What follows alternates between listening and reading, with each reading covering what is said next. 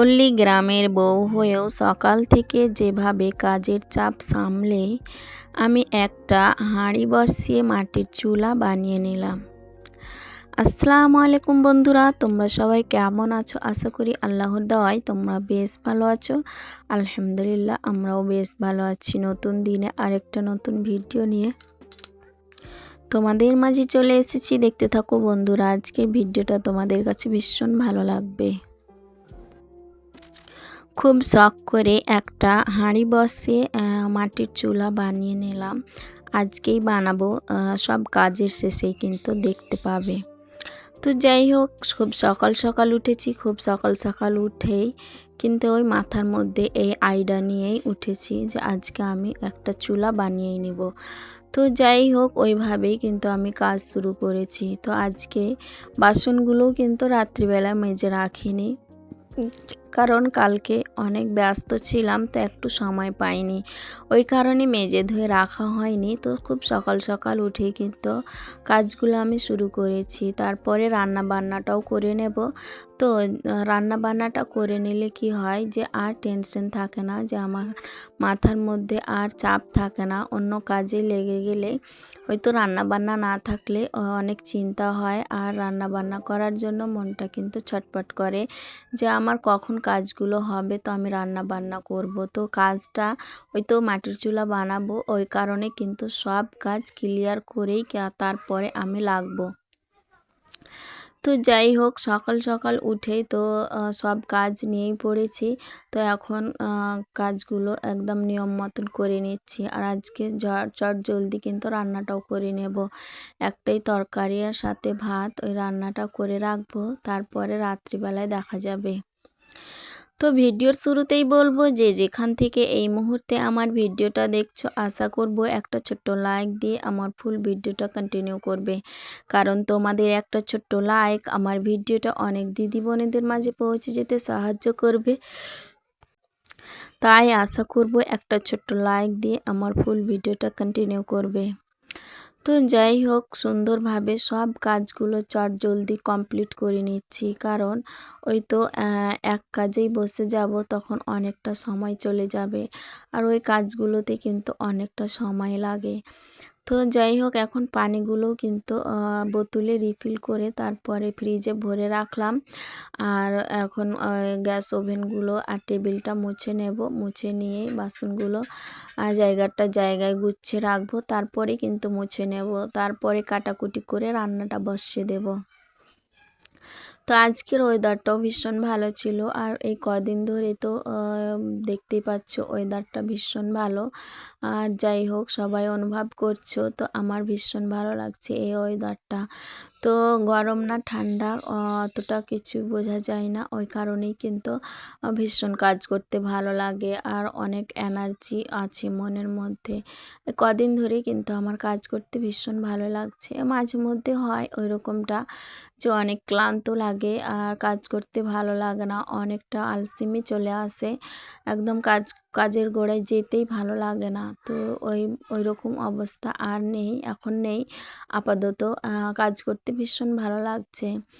আর প্রত্যেক দিন তো কাজ না করলেই কিন্তু অলসতা আসে, আর এখন কাজ একদম ফেলে রাখতে ইচ্ছে করে না, চট জলদি করে নিতেই খুব ভালো লাগছে। হয়তো বা রান্নাঘরটা একটু নতুনভাবে ডেকোরেশন করেছি, ওই কারণে হয়তো আমার ভীষণ কাজ করতে ভালো লাগছে, আর না হয় ওয়েদারটার কারণেই কিন্তু ভালো লাগছে। আর বৃষ্টি বাদলা যখন লেগে থাকতো, তখন একদম মনটার মধ্যে খুব শুধুমাত্র খুঁতখুঁতানি লেগে থাকতো, আর একদম ভালো লাগতো না কাজ করতে। আর এখন কিন্তু হয়তো খুব সুন্দর আবহাওয়ার কারণে একদম কাজ করতে ফুল এনার্জি আসছে। তো রান্নাঘরটা মোটামুটি করে মুছে পরিষ্কার করে নিচ্ছি, আর সব কিছু জায়গায় গুছিয়ে কাটাকুটি করে রান্নাটা বসিয়ে দেবো। এই মাত্রই বসাবো। তারপরে তো রান্না বান্না করার পরে ওই তো আমি একটা কাজ করব, সেটা তোমরা একদম ভিডিওর শেষের দিকে দেখতে পাবে। একটু ধৈর্য ধরে দেখো ভিডিওটা, তাহলে কিন্তু ভালো লাগবে। আর যারা একদম নতুন গৃহিণী কিংবা মাটির চুলা বানাতে একদম পারো না, তারা কিন্তু আমার ভিডিওটা দেখলে খুব সহজেই তারা বানাতে পারবে। তো একটু অনুরোধ করছি ফুল ভিডিওটাও তোমরা দেখে থেকো আর কন্টিনিউ করো, তাহলে তোমাদের ভালোই লাগবে আর তোমরা অনেক উপকৃত হবে। আর লাইক দিয়ে ভিডিওটা দেখলে আমিও খুব উপকৃত হব আর আমার ভীষণ উপকার হবে। তো যাই হোক, তোমাদের একটা ছোট্ট লাইকের আশা করি, আর খুব বেশি ভালো লাগলে আমার চ্যানেলটাকে সাবস্ক্রাইব করে রেখে দিতে পারো। তো ওটাই বলছি। তো এখন আমি তো ওয়েদার ভীষণ ভালো রয়েছে, তো সব কাজ করেই রান্নাঘরটা মুছে ঝেড়ে পরিষ্কার করে নিয়ে কাপড়গুলো চটজলদি কেচে নিচ্ছি, কারণ কাপড়গুলো কাচা ধোয়া করে মেলে দেব, তারপরে রান্নাটা করে নেব। তো আমি রান্নাটা ভেবেছিলাম রান্নার পরেই কাপড়গুলো কাচবো, কিন্তু পরে মনে হলো না, কাপড় কাচা ধোয়া করে মেলে দিই, তারপরে রান্নাটা করে নেব, কারণ রান্না করতে করতে কাপড়গুলো শুকিয়ে যাবে, তখন ওগুলো একটা জায়গায় রেখে দিতে পারবো। আর এভাবে ভিজা অবস্থায় থাকলে ভালো লাগবে না, ওই কারণেই আর জায়গাটা ওই কলপাটটা কিন্তু ভরে থাকবে। তো ওই কারণেই কিন্তু আগে জামা কাপড়গুলো কেচে নিলাম, তারপরে রান্নাটা বসিয়ে দিলাম। ওই রান্না তো আজকে চটজলদি হয়ে যাবে, কারণ একটাই সবজি ছিল আর মাছ রয়েছে। আর মাছ তো ওই তো সন্ধ্যাবেলায় মানে রাত্রিবেলায় মাছ আবার হয়ে যাবে। তো ওই কারণে আর কিছু রান্না করলাম না, এখন একটাই তরকারি আর ভাত রান্না করে রাখলাম, যাতে মেয়েও যদি জ্বালাতন করে তাকে যাতে চটজলদি দিতে পারি খাবারটা, আর হাজব্যান্ড চলে আসলে তাকে দিতে পারি। তো ওই কারণে রান্নাটা করে রাখলাম, তারপরে আমি কাজে ব্যস্ত হয়ে পড়ব, অনেকটাই সময় লাগবে। ওই কাজগুলো করতে কিন্তু অনেক ধৈর্য ধরে করতে হয় আর অনেকটাই সময় লাগে। তো যাই হোক, এদিকে আমি কাটাকুটিটাও কমপ্লিট করে নিয়েছিলাম, সেই সাথে ভাতটাও বসিয়ে দিয়েছি। আর এখন আমি মিক্সিতে ওই তো মশলাটা বানিয়ে নিলাম, পেঁয়াজ রসুন আর সেই সাথে টমেটো এইসব দিয়েই কিন্তু একটা জিরে দিয়েছি, আর সেই সাথে ধনেও দিয়েছিলাম, তো পাঁচ মশলাও দিয়েছি। এই দিয়ে কিন্তু একটা মানে পেঁয়াজ রসুনটা বেটে নিলাম, তারপরে এখন রান্নাটা বসিয়ে দেব। তো আজকে মূলা কিন্তু পাতলা পাতলা ঝোল করে রান্না করব, ভাজি করব না। তো যাই হোক, এইভাবে একটাই তরকারি, তো ওই কারণেই ঝোল করলাম। আর হয়তো বা বিকেলবেলায় মাছ হবে, ওই সন্ধ্যার দিকে রাত্রে তখন রান্না করব। আর অল্প মাছ রয়েছে, এখনকার মতো কিন্তু হয়ে যাবে।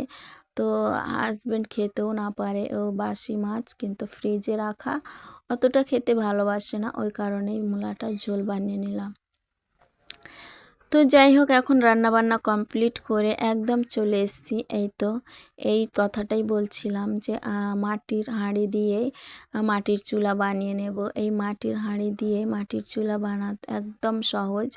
তো যারা পারছো না হয়তো মাটির চুলা বানাতে, তারা এইভাবে বানিয়ে দেখো, খুব ভালো হবে। আর আমার পুরো ভিডিওটা দেখো, যারা জানো না তাদের কিন্তু অনেক উপকার হবে আর উপকারে আসবে। আর এইভাবে বানিয়ে দেখো, ধরে নাও মাটির চুলা তো ওই সব রকম তো কড়াই আছে, শুধুমাত্র মাটিটা লাগাতে হবে, তাহলেই কিন্তু আখাটা মানে চুলাটা সুন্দরভাবে হয়ে যাবে, কারণ আমরা আখা বলি, ওই কারণেই কিন্তু আখা বলে ফেললাম। তো যাই হোক, তো আমার যা আর আমি দুজনেই মিলে বানিয়ে নিচ্ছিলাম। আমার যা আমাকে অনেকটাই হেল্প করেছে, দুজনেই মিলেমিশে বানাচ্ছিলাম। তো যাই হোক, একদম যারা নতুন আর মাটির চুলা বানাতে পারছো না, এইভাবে বানিয়ে দেখো, খুব ভালো হবে, একদম সুন্দরভাবে মাটির চুলা হয়ে যাবে। এই হাঁড়িটা মাটির নিচে বসিয়েও, মানে মাটির যেখানে বসাবা ওখানটা গর্ত করে এইভাবে হাঁড়িটা বসিয়েই কিন্তু মাটির চুলা বানানো যায়। আমার আগে এই রকমভাবেই রাখা ছিল, মাটির চুলা বানানো ছিল, তো রান্নাঘর ছোট, তো ওখানে একটা নির্দিষ্ট জায়গা লেগে যায়, তো আমার অনেক জিনিস রাখতে কিন্তু অসুবিধে হচ্ছিল, ওই কারণে আমি ভেঙে ফেলেছি। এখন এইভাবে কিন্তু বানিয়ে নিলাম। একটা চুলা বানিয়ে রাখা কিন্তু ভালো, তো হয়তো বা হুড়ুস করে কাজে লাগতে পারে। আর হুট করে যখন গ্যাস শেষ হয়ে যায়, আসতে দেরি হয়, তখন কিভাবে রান্না করব, ওই কারণেই কিন্তু আমি মাটির চুলাটা বানিয়ে রাখলাম। গ্যাস দিতে আসতে কিন্তু এখন অনেকটাই দেরি করে। তো রান্না তখন প্রায় হতেই থাকে আর অল্পর জন্যই কিন্তু থেমে যায়। ওই কারণেই বানিয়ে রাখলাম যাতে আমি আমার এই মাটির চুলা বানানো থাকলে রান্নাটা ঝটপট করে নিতে পারি। আর আমার তো অনেকগুলোই খড় রয়েছে, ওই তো ভুট্টার ডাঁটা রয়েছে আর মোচাগুলো সব রাখা রয়েছে। অনেক পরিশ্রম করে ওইগুলো গুছিয়ে রেখেছি, তো ওইগুলো তো জ্বালাতে হবে, ওই কারণেই কিন্তু বানিয়ে নিলাম। না হলে তো গ্যাসেই রান্না করি, অতটা প্রয়োজন হয় না। তো যাই হোক, এইভাবে কিন্তু আজকে বানিয়েই নিলাম। তো যেই সমস্ত দিদি বোনেরা আমার চ্যানেলের মধ্যে নতুন এসেছো, আমার ভিডিও প্রথমবার দেখছো, আমার ভিডিও দেখতে যদি তোমাদের একটু হলেও ভালো লেগে যায় তাহলে আমার চ্যানেলটাকে সাবস্ক্রাইব করে বেল আইকনটা প্রেস করে দিতে পারো। এতে করে যেটা হবে, আমার ভিডিও ছাড়া মাত্রই তোমাদের কাছে নোটিফিকেশন সবার আগে পৌঁছে যাবে, তখন তোমরা সময় সুযোগ করে দেখে নিতে পারবে। আর যারা অলরেডি এই কাজটি করে দিয়েছো তাদেরকে অসংখ্য ধন্যবাদ।